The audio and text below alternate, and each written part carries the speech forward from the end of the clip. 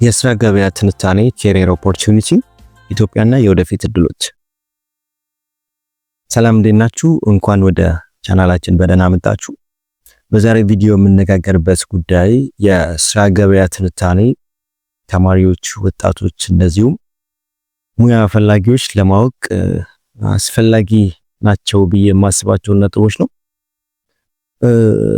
ዛሬ አንድን ስራ እንዴት እንደሚገኝ እንደዚሁም ደግሞ ተፈላጊ የስራ ዘርፎች ምን ናቸው፣ የስራ እድሎቻችንስ ምን ናቸው የሚለውን የምንመለከትበት እንደዚሁም ጠለቅ ያሉ ሀሳቦችን ዲስከስ የምናደርግበት ቪዲዮ ነው የሚኖረው። በመጀመሪያ የማርኬት ኦቨርቪው ነው የሚኖረን፣ የስራ ገበያ አቅም የምናይበት ማለት ነው። ኢትዮጵያ ላይ የስራ ገበያ ከፍተኛ ፍላጎት ያለው ነገር ግን እጅግ ተለዋዋጭ የሆነ አስተዳደር ያለው ዲማንድ ወይም ደግሞ ማርኬት ዲማንድ ነው ያለው ለተቀጣሪዎች እንደዚሁም ደግሞ ለቢዝነስ ኦነሮች። በየስራ ዘርፉ እድል ተፈላጊና ተወዳዳሪ የሆኑ ክህሎቶች ሊኖሩን ይገባል። እነዚያ ደግሞ ልዩነት የሚፈጥሩ ነጥቦች ናቸው። ለምሳሌ አይቲና ዲጂታል ቴክኖሎጂ ካለ በፍጥነት ፍላጎቱ እየጨመረ መጥቷል። አካውንቲንግ እና ፋይናንስ ከሆነ ደግሞ ሁል ጊዜ በዚሁ ቢዝነስ ማኔጅመንት ከሆነ ሁል ጊዜ ጥያቄ የዲማንድ አለ ወይም ደግሞ የማርኬት ጥያቄ አለበት።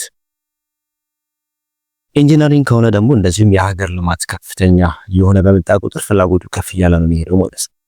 ስለዚህ ሶሻል ሳይንስ ተማሪዎች ከሆናችሁ ኤኒ ታይም የስራ እድል አለ። አይቲ ከሆነ ግን እጅግ እየጨመረ የመጣ ፍላጎት አለ። ኢንጂነሪንጎች ደግሞ የሀገሪቱን ዴቨሎፕመንት እና ኢንፍራስትራክቸር ቢልዲንግ መሰረት አድርጎ ከፍና ዝቅ የሚል የማርኬት ኮንዲሽን ያላቸው። ስለዚህ ኦቨርቪው ይሄንን ነው የሚመስለው።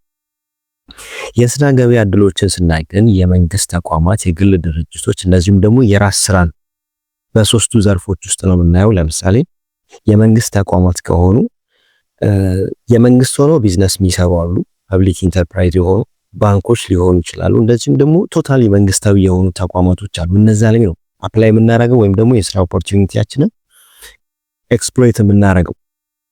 ከግል ድርጅቶች ከሆኑ ኢንተርፕራይዞች ሲሆኑ እንደዚሁም ደግሞ ኮርፖሬት ድርጅቶች ሲሆኑ ፒኤልሲዎች ሲሆኑ ሼር ካምፓኒዎች ሲሆኑ እያየን እነዛ ላይ ነው አፕላይ የምናደርገው። ዘን የራሳችንን ስራ የምንፈጥር ከሆነ ግን ኢንተርፕሬነርሺፕ ደግሞ ኢንተርፕሬነር ነው የምንሆነው። ስለዚህ ቢዝነስ ስለመጀመር ነው ማለት ነው።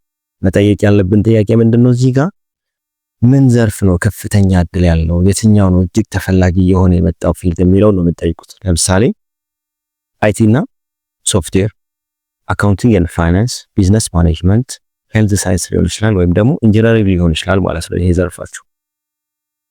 ሶስተኛው ተፈላጊ ክህሎት ወይም ደግሞ ዲማንድ ስኪሎች ናቸው። እዚህ ጋር ትንታኔ የሚፈልጉ ነገሮች ለምሳሌ አንዱ ዘርፍ ብቻ አይደለም ስፔሻላይዝ ልታደርጉ የሚገባው ተማሪዎች እጅግ ከፍተኛ የሆኑ ስኪሎች እንዲኖራቸው ነው ቀጣሪ ድርጅቶች የሚፈልጉት። ስለዚህ የስራ ገበያውን ፍላጎት መሰረት አድርጋችሁ የቴክኖሎጂ ክህሎታችሁ እንደዚህም ደግሞ የስራ ልምዳችሁ ልታሳድጉ ይገባል ማለት ነው።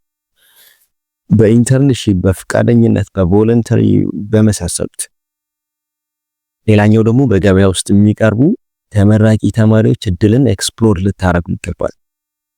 በኤግዚት ኤግዛም፣ በግሬድ በመሳሰሉ ያላችሁን ኳሊቲ በደንብ ኤክስፕሎይት በማድረግ ወይም ደግሞ ሲቪያችሁ ላይ ኢንኮርፖሬት በማድረግ ራሳችሁን በመግለጥ። ኔክስት የምናየው የእድል ዘርፎችን ወይም ደግሞ ኬሪየር ፊልዶችን ነው የምናየው። ለምሳሌ አይቲ ከሆናችሁ ሶፍትዌር ዴቨሎፐር መሆን ትችላላችሁ፣ ኔትወርክ አድሚኒስትሬተር መሆን ትችላላችሁ፣ ዳታ አናሊስት መሆን ትችላላችሁ። አካውንቲንግ ከሆነ የተማራችሁት ግን አካውንታንት ልትሆኑ ትችላላችሁ፣ ኦዲተር ልትሆኑ ትችላላችሁ፣ ፋይናንሻል አናሊስት ልትሆኑ ትችላላችሁ የመሳሰሉት። ቢዝነስ ማኔጅመንት የተማራችሁ ተማሪዎች ከሆናችሁ ደግሞ ማናጀር መሆን ትችላላችሁ፣ የኤችአር ስፔሻሊስት እንደዚህም ደግሞ ኢንተርፕሬነር መሆን ትችላላችሁ። የጤና ዘርፍ ላይ ያላችሁ ከሆናችሁ ደግሞ ነርስ ልትሆኑ ትችላላችሁ፣ ፋርማሲስት ልትሆኑ ትችላላችሁ፣ ዶክተሮችም ልትሆኑ ትችላላችሁ። ኢንጂነሪንግ ላይ ስንመጣ ግን ሲቪል ኢንጂነር፣ ኤሌክትሪካል ኢንጂነር፣ መካኒካል ኢንጂነር የመሳሰሉትን ልትሆኑ ትችላላችሁ ማለት ነው። ስለዚህ እነዚህ ዘርፎች በተለይ ኢትዮጵያ ውስጥ ከፍተኛ ፍላጎት ያላቸው የኬሪየር ፊልዶች ናቸው። ተግዳሮቶቻቸውን ወይም ደግሞ ቻሌንጆችን ስናይ ግን ክህሎትና የተማሪ ቁጥር መሻሻል ይፈልጋል። እንደዚሁ የስራ ገበያ ላይ ያሉ ግንኙነቶች አለመጣጣም፣ እንደዚሁም ደግሞ ፈላጊና ተፈላጊ ወይም ደግሞ ስራ የሚፈልገው አካልና ስራ መቅጠር የሚፈልገው አካል ክሊር የሆነ ስታንዳርዶችን አስቀምጦ የሚገናኙበት ሲስተም ይፈልጋሉ። የመንግስት ድጋፍም እዚህ ጋር እጅግ አስፈላጊ ሆኖ እናገኘዋለን። ስናጠቃልል የኢትዮጵያ የስራ ገበያ እንደዚሁም ደግሞ የፍላጎት ተነሳሽነት መሰረት አድርገን ያየኑ ትንተና እነዚህን ነው የሚመስለው። ስለዚህ ዛሬ ላይ ያሉ እንደዚሁም ደግሞ ነገ ላይ አስፈላጊ ሆነው የሚቀጥሉ እንደዚሁም ደግሞ ሁሌም ነሰሪ የሆኑ ፊልዶች አሉ።